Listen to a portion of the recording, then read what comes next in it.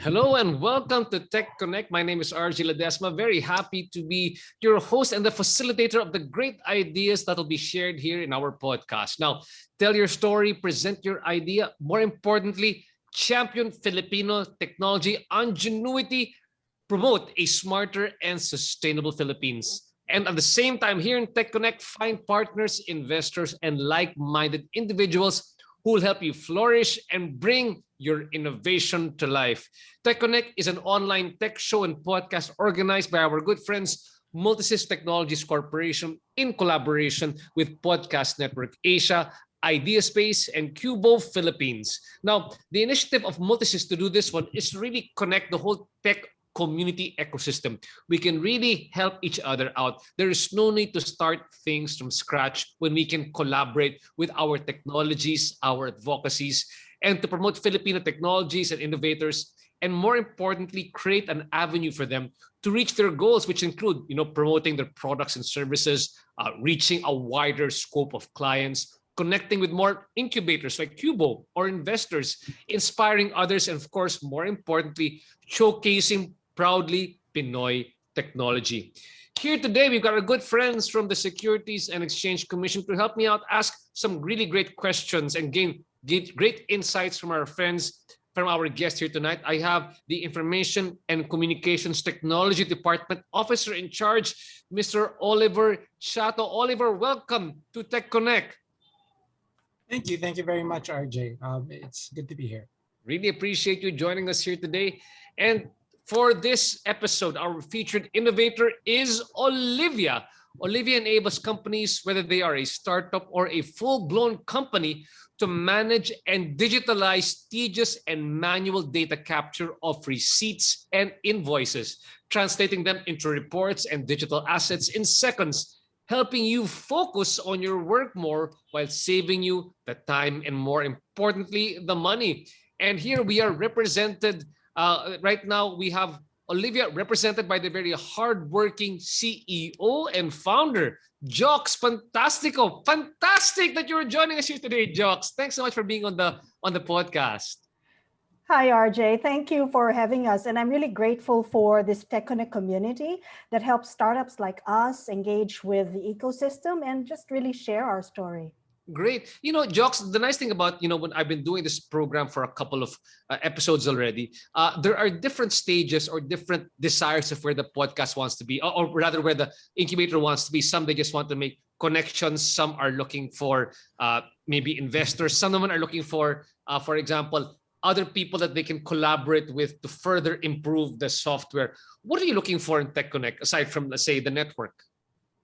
Yeah, I guess, it's all of the above. And really just to support people who want to be or wannabe startups. I mean, my background is I jumped from corporate to startups, to a startup environment. And that wasn't an easy decision. And I started quite late in my life. I just became a startup founder a couple of years ago. And always my wish was that, I wish I had done this sooner. But it's never too late to start anything. But really, I just want to encourage people who are thinking of becoming startups, or women especially who are already thinking of taking that entrepreneurship journey, just to maybe encourage them, and hopefully share what we've learned, the mistakes that we've made, and hopefully add value to their journey. Yeah, I'm really so happy to see whenever I interview women CEOs and women startup founders, it really inspires me as well, because I work together with my wife in my business, which is Mercato, which is like a food startup, right? That's how we think about it. But then it's so nice to see that she really shone when she finally came to the business and was running things themselves. And there are a lot of great women startups coming up. You've got people like One Export coming up, and all of them really inspiring the younger generation of female startups. So hopefully, I wish my daughter could be somebody like you one day, where you're putting really great examples. So thanks so much, Jocs, for being a great example for female startups founders, not just now, but for the next generation as well. Having said that, we have our good friend Oliver over here. Oliver from the SEC. You might be wondering what the SEC, the Securities and Exchange Commission, is actually doing here, joining us. What are they doing right now for the startup ecosystem? Like, so Oliver, maybe you can help us out. I'm sure that in the SEC, we see that the Philippines is coming up in the startup world right now. We're improving in terms of our rankings of supporting startups, investing startups. How will the SEC play a role in helping companies like Olivia and other upcoming startups as well? Yeah, thank you for that, RJ. There are actually, as part of our digital transformation initiatives, no, if you've noticed, the SEC has recently been putting a lot of efforts into digital transformation. Why? Because it's the way to go. The pandemic put us in this state of where we have to automate and really become digital natives.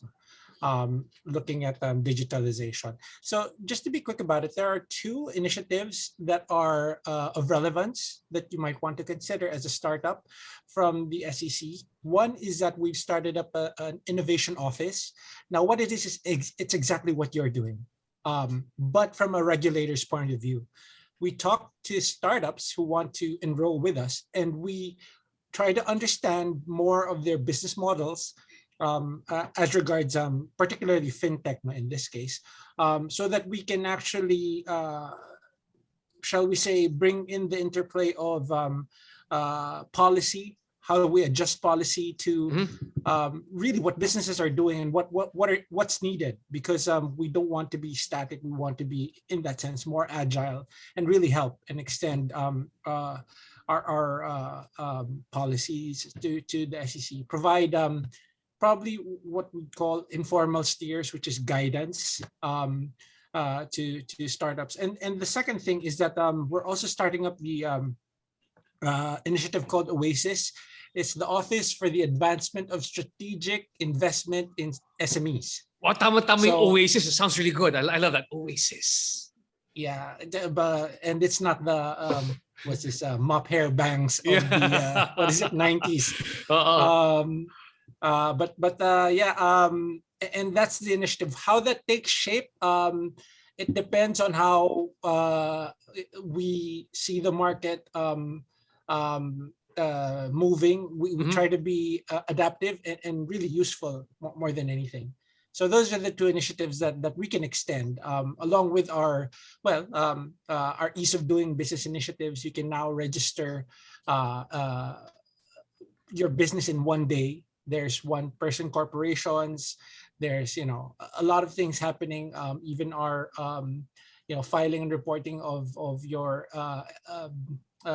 financial statements and your GIS are all online. So apart from that, those two initiatives.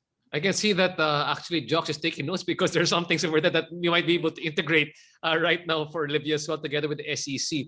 Before I move on to Olivia, you know what? There's one more question I actually want to ask Jocs from Oliver, if you don't mind, because this is very interesting, particularly when it comes to fintech companies. And it's this term that they call the sandbox, right? Usually you have to have a place when there are unfamiliar technologies which need to be used and you're not too sure how it fits into the picture regulatory-wise or even system-wide. You have what you call a sandbox. Maybe you can just briefly help us better understand what is a sandbox and what is the SEC doing about helping create or facilitate sandboxes for fintech companies to, I guess, get their feet wet or try to operate their businesses. Yeah, siguro coming from a tech point of view, you can actually look at the sandbox as two-dimensional. It's both time, so temporal, and spatial, in the sense that we try to limit the sort of like the arrangement where businesses can conduct their business in real markets. So it's real transactions happening in real time. They're not toy problems. They're not, there are no safety harnesses, other than the fact that it's a smaller market. There are limitations. In some cases, bonds are provided to indemnify the participants, but it's highly regulated. Okay, so that's what a sandbox is. Literally, it's almost like a terrarium of the ecosystem that you can carry out for a while. Some of it is to some sandbox initiatives are to test a particular business model. Others are for learning. That's right. Right. So one of them is PSPs, and we're looking to dovetail our innovation office. The problem with or not the problem, but the challenge with sandboxes are that they take a lot of resources up from the regulatees. The regulators. So the SEC is working towards that, but what we have in an innovation office is sort of like more personal, like a one-to-one sort of behavior rather than a market, a sandbox. It's more of like an advisory. You have certain number of hours to talk to us. We can help you with regulation. We can help you, understand regulation, and in turn, it helps us to understand your business more. So all of these are what we call regulatory responses to fintech. So there are different ways of doing it. Some of it is also regtech and subtech, but that's it probably in a nutshell. Well, good things to note. I'm sure that while we were talking about that, Jocs was taking a copious amount of notes because these are things that she can actually reapply for Olivia. Having said that, Jocs, I want to get into Olivia here right now. And for example, we were doing what I would call the elevator pitch for Olivia. And we were talking to a big investor. What would be your elevator pitch right now for Olivia? Right. So at Olivia, our elevator pitch is really all about automating accounts payables through AI. So we allow users to scan receipts and invoices, and our algorithms extract that information and autofill them into the expense fields. So what we're doing is reducing the manual processing, and we save companies at least 50% in lost efficiencies and foregone input VAT credits. Wow, fantastic. And having said that, no, there was a very interesting question that actually Oliver brought up kanina, and I want him to raise it again right now. Oliver, what was your question about the DOF and how they recognize that? Yeah, and I have to commend you, for this initiative. For one, it's environmental friendly. I'm sure RJ, I think I know that you're very much into environmental friendliness, saving the earth in that sense. Is that it saves a lot of paper, if we can, and it allows you to throw away the paper that you've already recorded as an alternative. But the question I wanted to ask is, there is an initiative coming up for I think it's scheduled for 2023 to move into electronic invoicing and electronic OR issuing, provided by the government now. And I wanted to ask how you're looking to pivot, given that that direction of the DOF now. Right. So e-invoicing, so our algorithms actually are trained to recognize a wide variety of receipts and invoices. So now we are doing the tape receipts, even your parking tickets, but also things like your digital receipts and invoices. So if you buy something online, you don't actually get a physical receipt, but you actually get an email, a digital receipt or invoice emailed to you. So our technology also recognizes that. And once e-invoicing comes in, then our algorithms, we can also, for e-invoices, you can just bulk upload, but instead of bulk uploading, because they're already e-invoices, we can somehow capture that without actually having to, snap a picture.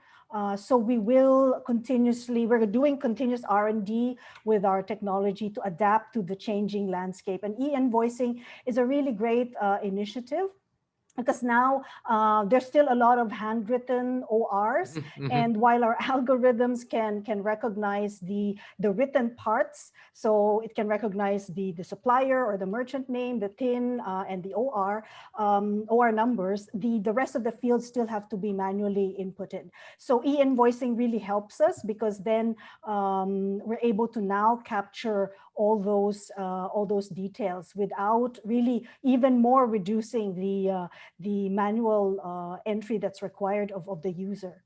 Wow, fantastic! And this is what really amazes me. about this Jocs is that, I was reading an article about you where you were saying, you didn't feel, you're talking about algorithms here right now. But then if you look at your background, you were saying, I didn't think I was good at math at the start because, and you took a journalism was your undergrad. And aside from, but aside from that one, you went to a very highly quantitative MBA school in the University of Chicago, which it's known for, no? So very interesting background that you have. What I want to know here right now is, when I step back is, you went from a corporate job to startup job. And that for me, bravo to you. That is not easy for people to do at any age. Or maybe at our age, I guess. No, I guess we belong to the same carbon-dated generation. Ako, carbonated ako. Like, I'm carbonated, di ba? And you're carbon, di ba? So anyway, I want to first ask, before getting into that one, when you were doing, where did you first find the pain point, as we say, di ba, in the startup world? When did you see that pain point that you had to solve? And you said that I'm willing to risk that I'm going to solve this pain point. Yeah, so even when I was in corporate, I was actually already, my boss used to call me, Jocs, you are an employee, but actually you are an intrapreneur. Mm-hmm. So I would always find problems, even at work, simple or not, and I would really join various committees in addition to my 9 to 5, my day job, just so I can get the feel for, how do you solve problems at a corporate level? So anyway, I had that kind of DNA and wiring. But the seed for Olivia was really planted because I was actually in B2B sales and business development. And for that job, I used to travel a lot, not just, overseas, but even within the country. And there's a lot of expenses. And I was really I was the #1 enemy of our accounting department because all my expense reports were late, or kasi I kept on losing my receipts, and I was always late, and then my problem solving nature said, okay, there must be an easier way to do expense reports. So then I tried to find solutions, and surprisingly, there was not a solution that was tailored for Southeast Asia and for the Philippines specifically. So we have competitors. They are based in the US and Europe, but they don't recognize Philippine receipts and invoices. And that's really how the genesis of Olivia. So when years later, when we had the opportunity to, I said, okay, this is something that this is the use case that we need to work on. So our technology is really built to recognize Philippine receipts and invoices, including the TIN, the VAT amount, VATable amount, OR number, even in invoices, when you receive it, there's a stamp that says received, and then the date. We also capture that, and that's those are adaptations that foreign services and apps and softwares are not able to do. Yeah, and the other thing we did is that we combined the scan and voice, because we do realize that there are still fields that are not fully captured. It's not 100% accurate, but we're able to get, if it's really fresh from the POS, we can get up to about 95% accuracy. But if it's really super gusot and faded, then maybe 70%. So instead of manually entering, then you can just dictate the other fields. So that's the other specificity that we allowed for this region, and especially for the Philippines. So, but I'm wondering, you learned about this while you were working in your company. So what was the story after you learned about this? You saw that business opportunity. What did you say? I mean, to my mind, did you jump ship and say, I'm gonna do this one? Or did you say, let me take an early retirement package and move over here? What was that journey towards your tech entrepreneurship? Right. So actually, I left corporate a couple of years ago, but I didn't really jump into this startup right away. Family reasons. I was at that life stage where, okay, I had to prioritize family. So I was already, incubating this idea without having to really start that yet. And a couple of years ago, our CTO is actually my brother. And he Ah, developed yeah, he developed this technology for scanning and dictating. And originally, in fact, this is sort of like a side story, a backstory. We originally developed Olivia to help women with their budgeting and mm. tracking. Yeah. And during the pandemic, priorities of women changed, and therefore we had to find another use case, and that's how we ended up. And then I remembered that pain point when I was in corporate, and they said, oh, aha, this is a use case we need to explore. And the rest is history. So the pivot that was made was amidst this pandemic Yes, for this actually, one. yes, yes. Oh, tell us a bit more. So, March 2020 hits. Where was the app at that point? Where was Olivia at that point? And then, how quickly were you able to switch over to the new use for Olivia? Yeah, so okay, there was sort of two pivots there, because so first we were budgeting app for women, and then when the pandemic hit, suddenly people were not budgeting is the least of their Of your worries, concerns? right? Oh, that's right. Exactly. Oh, It's about how do I get more money? Okay, so I said, okay, let's park that idea. We'll probably circle back to that at some point, but for now, okay. And then we the other use case we looked at was employee reimbursement. Yeah. And so we started looking at that, but then again the pandemic hit, and then all the travel kind of disappeared, right? And all the mm-hmm. meetings disappeared. We found the right use case when talking to accounting firms, and that finding that during the past year their businesses have grown, actually, because companies who used to have their own departments or their own finance departments now found it more efficient to outsource the F&A functions. But accounting firms didn't have the capacity to scale because of the lack of manpower. And in fact, they were kind of turning away businesses that required basic bookkeeping because it was too manual. And because also the accounting associates didn't want to do these jobs. Sabi nila, I passed all my exams and Yeah, I studied for hours and oh, hours, oh. and then I end up just manually encoding, right? So now, in fact, we didn't really pivot, but our go-to-market was tweaked a little bit. So it's exactly the same product, same use case, but our entry point, in fact, now are accounting firms. And that has proven to be really efficient, because sila yung nakaka-experience the pain at the moment of being unable to scale, and our technology now allowing them to focus on the value-added work. So you actually pivoted from a B2C to a B2B in this pandemic. Absolutely, yes. Oh, really Correct. interesting. For me, it was actually more natural because my background anyway was B2B. Ah, okay. So in fact, it was a little bit more of a challenge, the B2C. So Yes, going to yes. B2B was really more natural. There were definitely challenges because you need to solve a problem for that particular company first, and then really adapt your product, solve their problem, and then move to another company. It's been going quite well. In fact, we have a waiting list for accounting firms to be onboarded Wow. next year, because they are anticipating the April filing. So yeah, they really welcome the fact that, okay, the workload will be much more streamlined through our technology. Thanks.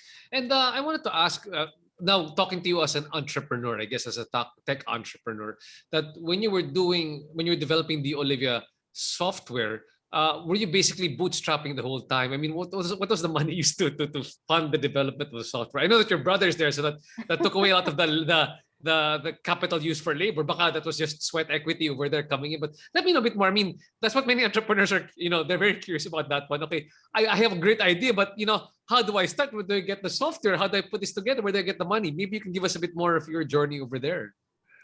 Yeah, I guess yeah, we are bootstrapping. That's the short answer. And we yeah, for quite some time, because we are revenue generating only recently. For quite some time, it was really our own savings that we were using. Fortunately, I made some interesting investments, and that's really what's paying for it. So it's really about bootstrapping. But for other founders who are starting to look at, how do they fund their business? Bootstrapping is the recommended way, especially if you don't have a concrete product yet. Getting investors in too early might be a little bit too risky for them, which means they'll be asking for more equity than you might be willing to give, right?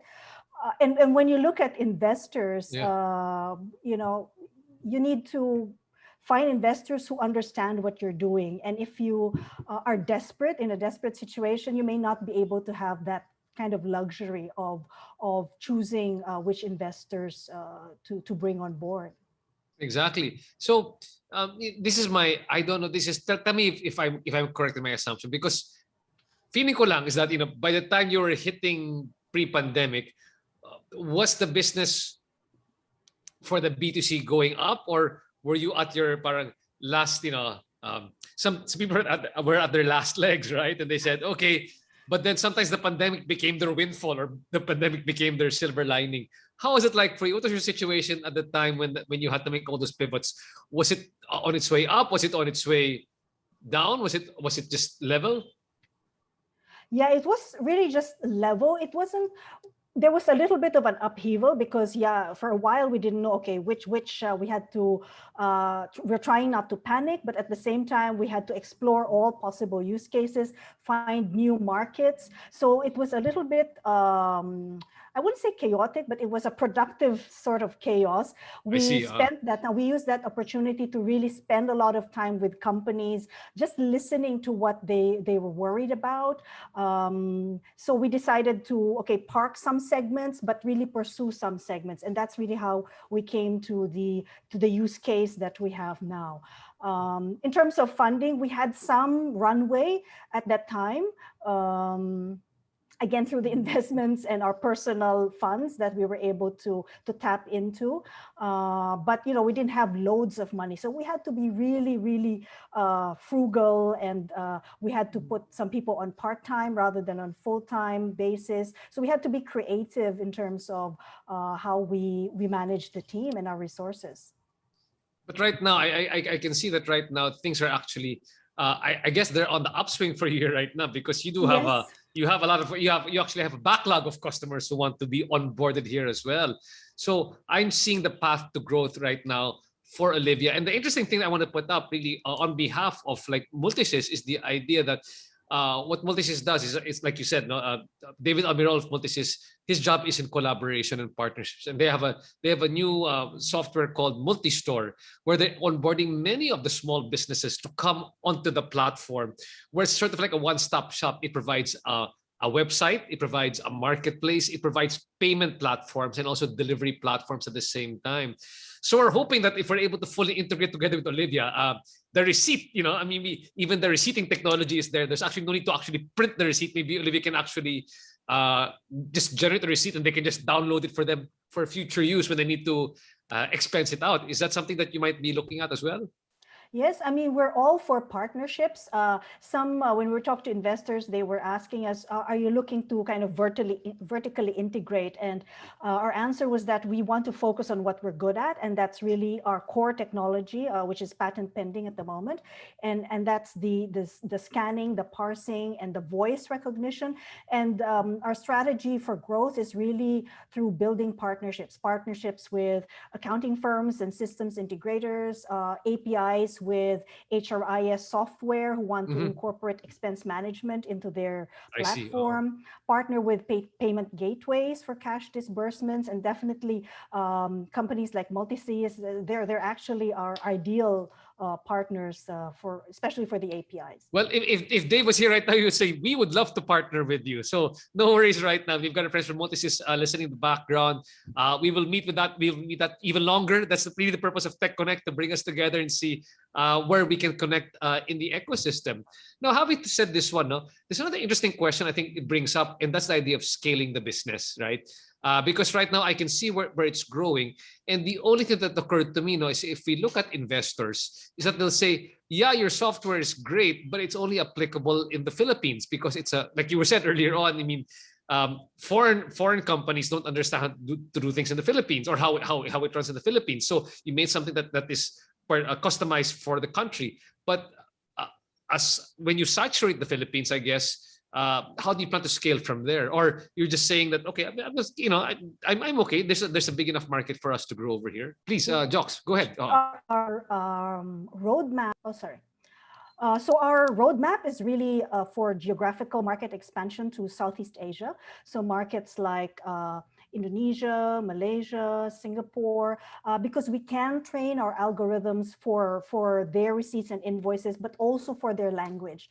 I spent a lot of my time, about 15 years in Indonesia, so I actually speak the Bahasa. Wow. Bahasa Indonesia. Yeah, we have a co-founder who's a native speaker, so we can easily adapt our algorithms for that. So, in the Philippines, we're in this cycle of, selling and exporting raw materials for X, and then buying the imported finished product at 10X, right? Yeah. But the same thing is happening, we want to change that narrative. We now, we don't want to export the raw material or raw talent, but instead we want to move up the value chain and offer really fully developed products and monetize that for the Philippine markets, but also for the rest of the world. I mean, I really admire companies like, Senti, Prosperna, and Multisys, because that's exactly what they're doing. Well, very happy to work together with Multis. Very happy to work together with Olivia to see how we can grow the business together. Because there's a lot of, as you know, in the Philippines, and that's why Multistore went in that direction, because 99% of the businesses here in the Philippines are MSMEs, micro, small, and medium enterprises. And I'm sure that with Olivia's technology, I mean, two-way, diba? Many of these businesses actually meet your B2C criteria of these small women entrepreneurs running it. And then the B2B portion is actually these small businesses which are being run over there. And many of them don't have the know-how or the capacity to actually, they don't even know how important the receipts are, or expense management is. It'd be nice to package everything together and to give it to them, so that it improves the whole finance ecosystem here in the Philippines moving forward. Now, having said that, Olivia, Jocs, no? Where do you see this moving 5 years from now? Do you actually see, because many entrepreneurs, especially in the tech startup world, they're going, okay, I want to do I'm aggressive. I want to start doing a Series A, Series B. I want to bring it up there. But is that how you're seeing the growth of you 5 years down the road, or do you see it more as, I want to make it, because I know that you have a strong corporate background, so others are saying, I just want to make sure that the current business makes money. I'm not looking to burn money. I'm looking to run the business and make sure that it's profitable, and I'm not really on the lookout for investors. What are your thoughts? I think getting in investors is, I guess, inevitable, not just for the financial part of it. And in fact, we are fundraising at the moment, but more importantly, also for the network that the investor brings. And that's why we're looking at investors who understand our business, who understand automation and what it can do, right? Mm-hmm. Having investors also makes you, from a governance point of view, it encourages you to be more transparent, right? And for that reason, it's good to have some form of investment. What level it is, it depends on how much the founder is comfortable about, giving away equity. But I think having investors is an advantage for more reasons than one. For more reasons than the money. Than just the money. Yes, exactly. Yes. Fantastic. With that, Oliver, do you have anything to add also as well? Anything that you saw very interesting? Yeah, I was just thinking about it, one of the thoughts that came up, putting on my tech hat and to pivot a bit, is there any control from the user side about basically who has access to their data? Because the way I view it, it's more of a data company. You are capturing transactions, completed transactions, right? It's data being the new, well, not water, no, because the new gold, no. In that sense, you can sell that data. my concern there is, and this is because I tend to go through this when we're releasing our own systems, is data privacy. Because looking at or trying to intuit the extent of this, you can actually find out a lot about a person based on what they buy, you know, what they paid for and things like that that are evident in receipts, right? Like I can find out if someone is you know, pregnant, or you know, what gender or things like that. And the thing I wanted to ask is, how do you prevent unwanted disclosure, protect the privacy of your customers? Right. So firstly, okay, actually that's a really good question, Oliver, and because there are actually a few angles to that. Firstly, we actually don't capture line item information, so because that is not really required for financial statements and compliance. So that's the first thing. We don't capture line items. In that sense, the data, that behavioral data, is actually not captured. There's still merchant data, but you know, it's not about what exactly they bought. The second thing is that the data is owned by that company. So really, the data belongs to them. You know, they might have their own data science departments or third-party data science providers, but data analytics providers. But we don't do that. It's their prerogative what they do with that data. And our Just data a is simple all. follow-up. Sorry, Please go ahead. and all Yeah. our data is encrypted. So once Okay, it's good. scanned, yeah, we you know, our dev teams don't have any idea. We maintain world-class standards in terms of data privacy. Yeah, I was just gonna do a quick follow-up. Is that you store the actual images that are or the source files, for instance. It could be a PDF receipt or something like that. You store that anyway, right? And it's the company that owns it. Yes. So basically, the burden of being a data processor is, although extended to you, it's also primarily with the company, before you, right? Yes. Okay, got it. So they should actually keep the sacrosanct quality of that data for their customers or their employees, right? Yes, exactly. Yes. Okay, got it. Thanks Thank you. so much. Thanks so much, Oliver. Really great question asked over here. And you know what? I wish we had more time to speak at length, no? But don't worry, we'll get a chance to talk more jokes offline and how we can help out Olivia and bring them whole into the whole tech ecosystem, and hopefully where Multisys can help you out as well. But you know, having gone through that whole roller coaster, I guess I would call it a roller coaster journey of entrepreneurship, and there have been a lot of great lessons in failure and in success.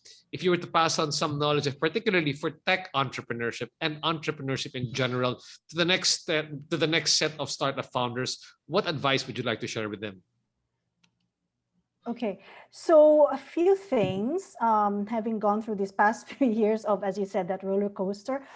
Firstly, if they are into becoming a startup, tech startup entrepreneur for the money only, then I suggest they don't do it, because there are easier ways to make money. Yeah, so that's the first thing, that are kinder to your health. Yeah. And then corollary to that, but if you are really passionate and you're itching to solve a problem, like MK of FH Moms or Ralph of Senti or Dennis of Prosperna, then do dive in, because you know, if you are itching if you're chasing problems, then the money will follow. That's the first thing. Yeah. The second thing is, you know, don't be afraid to ask for help. You know, join an ecosystem like this, and don't be afraid to ask seemingly stupid questions. A couple of years ago, there's this term called full stack that I didn't fully understand, and I was so ashamed to ask, what does it actually mean? And I denied asking myself for fear of, you know, looking like, oh, you're in a tech startup, you don't know what full stack is. But when I finally got the courage to ask that question, you know, the outpouring of help and explanations, you know, didn't stop. Yeah. So don't hesitate to ask for help. And I guess the last one is, it's about speed versus perfection. I remember this quote from, I'm sure you guys would have heard of it, Reid Hoffman, right, of LinkedIn. And he says that if you are not embarrassed by the first version of your product, you've launched too late. I love it. I love it. Thank you so much. Yeah. That's I should keep that in mind. I should keep that very much in mind. Though. And having said that, I'm saying this also as well because I'm working together with Multisys as we develop our Mercato app for our small food vendors, which we're aggregating as well. Hopefully, we get to work together with you and with other great people in our startup ecosystem here in the Philippines. Really booming here right now, especially with efforts like yours. And then I guess your example over here really, Jocs, is a testament to say that the startup is for everybody, but as long as you've got you got a great idea, you're willing to, like you said, it's not just about the money, but you're really, it's a problem that you are really in love with and you think you can solve. I guess the money will follow, but it's really a desire to get that idea going and working, which is very, very key. So again, thank you so much, Jocs Pantastico of Olivia, for joining us here in the show and for inspiring the listeners of TechConnect. Again, thanks so much to Oliver Chato of the SEC for chiming in as well and seeing how the SEC can help the growth of our startups here in the Philippines. Again, if you've got anybody out here, any startups whom you want us to interview here on TechConnect, please let us know. We would love to have them here on the show. Again, my name is RJ Ledesma. Thank you so much for joining us in TechConnect. We will see you again next time.